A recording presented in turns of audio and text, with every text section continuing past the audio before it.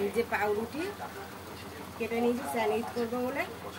এই যে কাঁচা লঙ্কা, পেঁয়াজ আর ভাজা মশলা দিয়ে জিরে, ধনে, পাঁচফোড়ন, শুকনো লঙ্কা, তেজপাতা সব রকম ভাজা মশলা দিয়ে আলুটাকে ভালো করে কড়াইতে নেড়ে নিয়েছি, মানে চোখা মতো করে নিয়েছি স্যান্ডউইচ করবো বলে।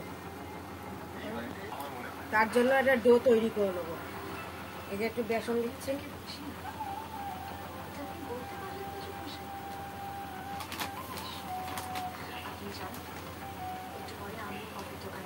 এই যে কর্নফ্লাওয়ার দিলাম, কর্নফ্লাওয়ার দিলে একটু মুচমুচে হয়।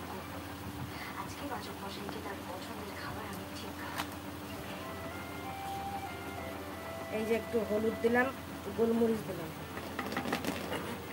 সরি কালো গোলমরিচ না কালো জিরা, আমার বলাটা ভুল হয়ে গেছে, কালো জিরা। এই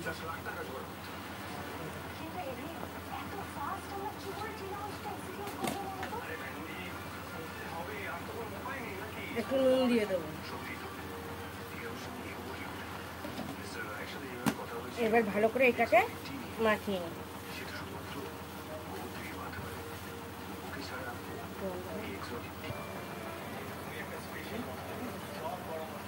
ভালো করে মেশানো হয়ে গেছে, এইবার জল দিয়ে দেবো। অল্প অল্প করে জল দিয়ে দিই, ভালো করে ব্যাটারটাকে মাখিয়ে নেবো, নাহলে জল বেশি দিলে তখন ব্যাটারটা জল জল হয়ে যাবে।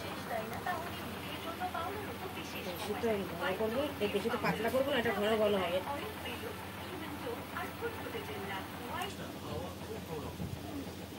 ভালো করে ফাটিয়ে নেবো এটা। যদি মনে হয় যে একটু জল লাগবে তা একটুখানি জল দিতে পারেন। ভালো করে ফাটিয়ে নিলে হালকা হয়ে যাবে, একটু ফাটালে হালকা হয়ে যাবে।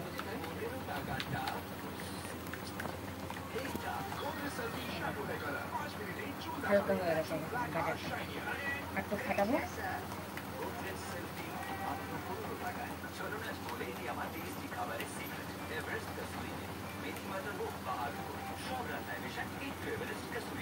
ভালো করে ফেটানো হয়ে গেছে।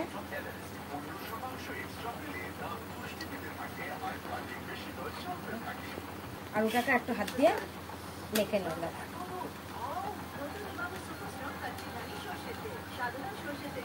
এবার এক এক করে রুটির মধ্যে দিয়ে দেবো।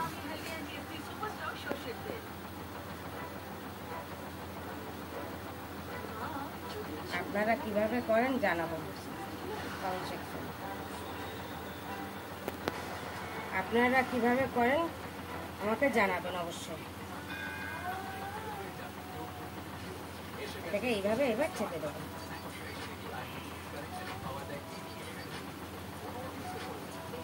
এরকম করে এক এক করে সবকটা করে নেব। এক এক করে সবগুলো এরকমভাবে করে নিচ্ছি। এবার গিয়ে ভাজবো, কিভাবে ভাজবো দেখতে থাকো। দেখা যাচ্ছে কড়াইতে এই যে তেল দিয়ে দিয়েছি, কড়াইটা গরম হওয়ার জন্য দিয়েছি। কড়াইটা গরম হওয়ার জন্য, গরম হলে তারপর এক এক করে বেসন দিয়ে মাখিয়ে ছেড়ে দেবো। কোনোদিন করিনি, এই প্রথম করছি, দেখি কেমন হয় খেতে। কোনোদিন করিনি, আজকে প্রথম ট্রাই করব। এবার এইটাকে বেসনে চোবাবো।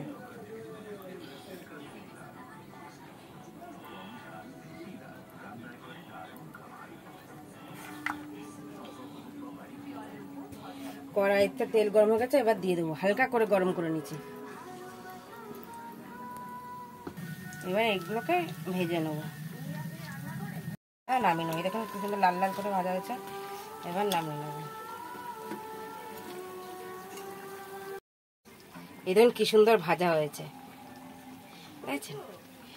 এবার নামিয়ে নেব। এরকম করে সবকটা, আর দুটো আছে, এরকম করে ভেজে নেব। দেখো এই যে স্যান্ডউইচ ভাজা হয়ে গেছে। এইবার খেয়ে দেখবো কেমন হয়েছে। ওই যে সস ঢেলে নিয়েছি, এবার সস দিয়ে খেয়ে দেখবো। এবার খেয়ে দেখবো।